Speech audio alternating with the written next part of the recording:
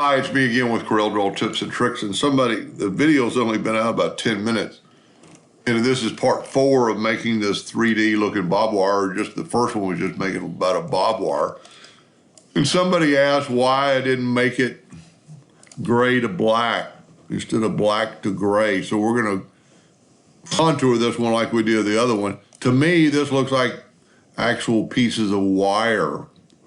If we do it the other way, sorry about that, and we make this a gray wire or gray outline and then go to black, when you engrave this, that might look pretty cool in itself, and you could actually put the outline, let's just do that. Let's make an outline and let's set our nudge factor on something smaller.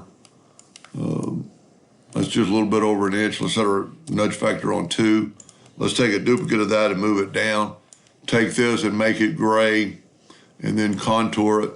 And even if you put this back, it's not going to look, to me, it's not going to engrave as good, because I hope people understand that the laser is going to hit this lighter part, and then it's going to engrave this a little bit, but when it gets in here, it's going to engrave it more. So this is actually going to be a cup, where this is just the opposite.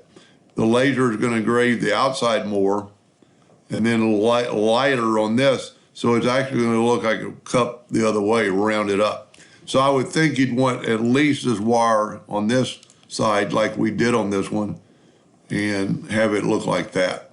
Now this wire, granted, is going to be cupped in, but it's the opposite wire. You almost have to do that.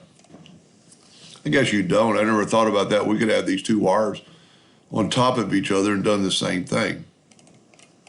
Anyway, I hope that helped a little bit. Thank you for watching.